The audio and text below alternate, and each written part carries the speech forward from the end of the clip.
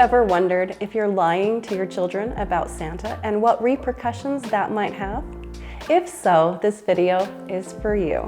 We enjoy tackling interesting and relevant topics every week, so take a quick moment to support our efforts by subscribing to our channel and hitting the bell for notifications. Thanks so much for tuning in to LilyTube.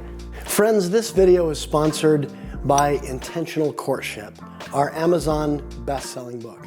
An amazing book for your single friends and family members. The ideal gift for this holiday season. Give your loved ones the gift of intentional healing and the knowledge to create better relationships than ever before.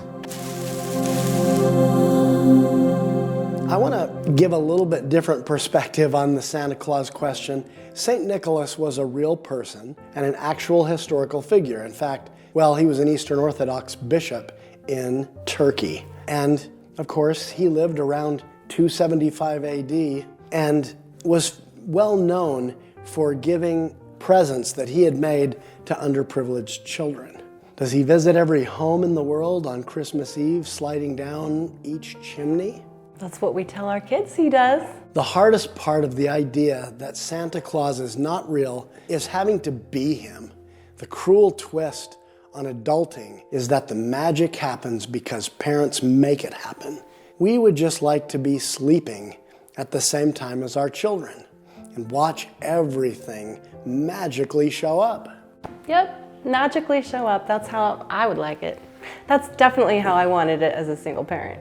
Instead, we parents have to act for St. Nicholas because he's no longer able to go in person to our children. Cathy, do you think it's a lie to tell our kids about Santa Claus?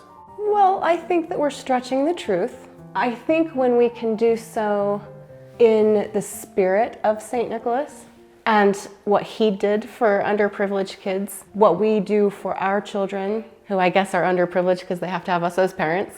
Right. I mean, really, all the children in the world are dependent on their parents. And that's the way in which they don't function in society as adults yet. So it's fun for them. Right, it's magical. It is, it's magical. I mean, one day they're going to have to be adults and do that for their children, and maybe they'll like it or maybe they'll feel gypped. I don't know. Our modern traditions about Santa Claus come from the poem by Clement C. Moore, which is now called A Night Before Christmas, but in the past, his original name for it was A Visit from St. Nicholas. But that poem is the source of where we hear about Santa Claus having a red suit, of being rotund around the middle, of having a white beard. In terms of lots of the things that we think about, Santa Claus coming down the chimney takes place in that poem. And, it was a gift of love from a father to his daughter who was sick, and he wanted to give her something special, and so he wrote that poem. One more fun little detail about Clement C. Moore's poem, A Visit from St. Nicholas, is this is where we get the idea of a team of 8 reindeer pulling a sleigh through the air. If you think about it, it's kind of stupid. But I want to tell you, read the poem carefully sometime. Google it or whatever. It doesn't say the reindeers fly. In fact, they're coming across the ground to the house. They leap up to the roof, but they don't fly through the air around the world and over oceans and stuff like that. Well, if they don't fly, how do they get to a roof by leaping? I mean, really? Well, they have certain special powers, I guess, but they're not flying reindeer. They simply are good jumpers. So how did the tradition of Santa Claus get started? One such tradition is children in Holland leaving out their wooden shoes for St. Nicholas or Father Christmas to fill with toys and goodies and things like that. Not unlike hanging Christmas stockings in our time. In our society, we encourage our children to use their imaginations and even fantasies all the time. Yeah, we want them to be creative, and that's what fairy tales are all about. Right. When it comes to Christmas time and this question of whether we're lying to our children, I think mainly what we want to avoid is being manipulative and creating fear in our children.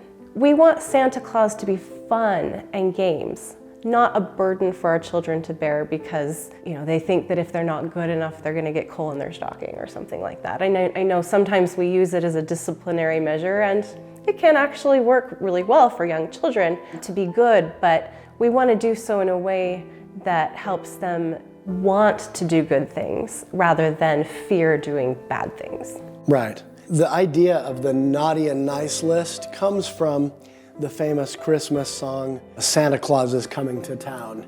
You know, he's making a list and checking it twice, and that's a theme of a lot of different holiday movies, but I think we want to be careful to keep it lighthearted, magical, and when our kids get old enough that they start to question and ask us directly, is Santa Claus really real? Then we gotta be honest and tell them the truth. Yeah. But I think we can allow them to hold on to the magic as long as they can. One of our favorite Christmas movies that we've watched, I think it was on Netflix or something, and it was called Naughty or Nice. And there was this magical book that would tell this person who accidentally got a hold of it all about the people around her. And so she got to know their deepest, darkest secrets. And depending on which side of the book you opened, you would be getting the naughty list or the nice list. And she eventually figured out that each person had 2 pages. One page with their naughty side and a page with their nice side. And she learned that people were complex. Right. And I thought that was actually a really cool idea because it's the most accurate to describe every human. Absolutely. We've all got our naughty side and we've all got our nice side. Right. And I think whenever we can emphasize the nice and respect and honor and appreciate the fact that we're human and we make mistakes, you know, and that's okay. Right. I think that helps us all to feel better. With respect to the idea that children get treated differently by Santa Claus, they typically aren't together except on Christmas morning with their brothers and sisters. However, even as they compare notes later, we want to encourage our children to be grateful for what they get rather than comparing their haul of presents to the other kids. That's an important life lesson for all of us and even adults. And being grateful to provide whatever we can for our children and letting that be enough. Yeah, that's something we can model to our kids rather than apologizing if we're not able to give them as much as we would like to, letting it be enough.